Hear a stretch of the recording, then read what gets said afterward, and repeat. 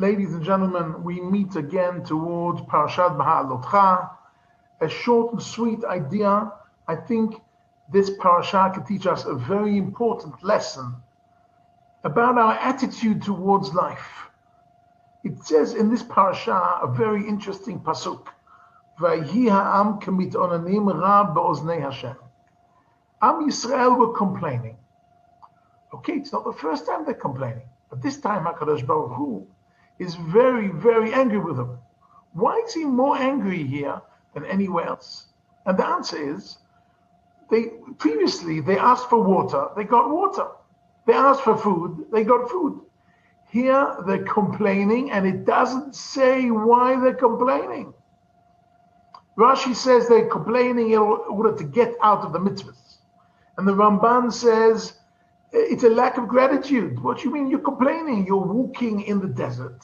HaKadosh Baruch Hu is taking care of everything, your food and your drink and your clothing and whatever you need, and the cloud is above you, protect you, and the fire goes in front of you.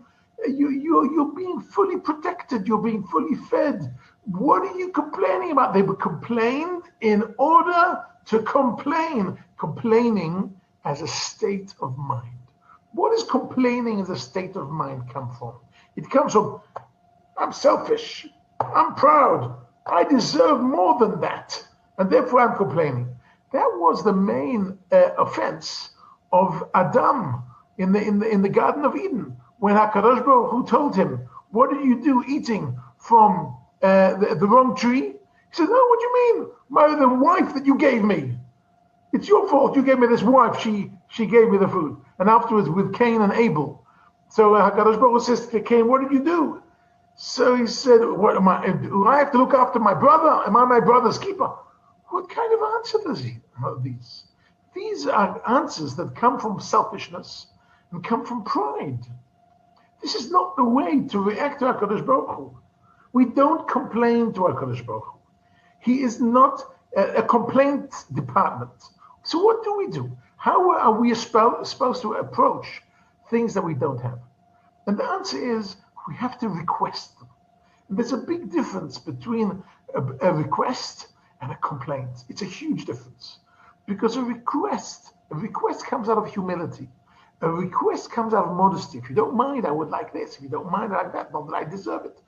But complaints comes from a certain selfishness and a certain pride. And therefore, there's a big difference. I know in classroom many times it has happened to me that a student will pick up their hand and say, why is Rashi saying something so silly?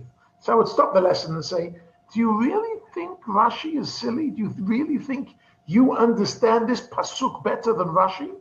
Think about your question and ask me again.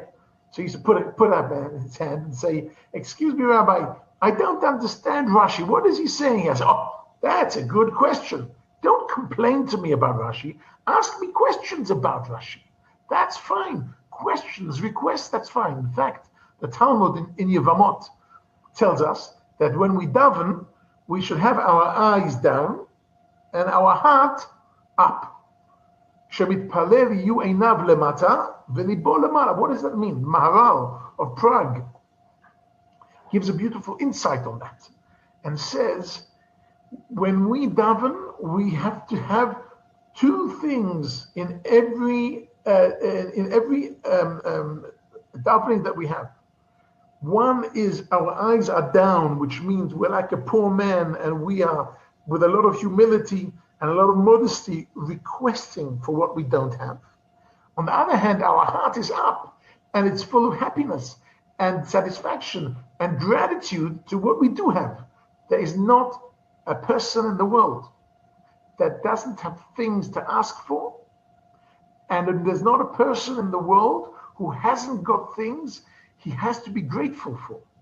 HaKadosh Baruch Hu accepts our davening if it comes out of humility and it comes out of modesty. We request, we don't complain, we request what we don't have, and we give gratitude for what we do have, and we give thanks for what we do have. And these do not contradict. These are two emotions that complement each other. Gratitude and request, they complement each other. But just complaining, just to say, oh, I deserve more than that, that gets you nowhere. And that is not the way to refer to HaKadosh Baruch Hu for sure. And therefore, the Talmud sets us straight, the Maharal sets us straight with our direction that we need to take. Not to kvetch, not to kind of stum. We have to take responsibility. And taking responsibility, when the minute we quetch, we say, this is why'd you do that? Why'd you do that? And we start complaining. But when we complain, we shake off responsibility.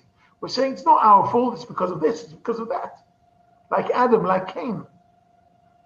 But when we request something, we take upon ourselves responsibility. When Abraham says Hineni, when all the Avot, when HaKadosh Baruch Hu approaches them, say Hineni means here I am, I'm willing to take responsibility. And that is what we teach in all our yeshivot and in our ulpanot. Don't kvetch, don't complain in vain. If you have a problem, make a request. If you're happy about something, give praise, give thanks.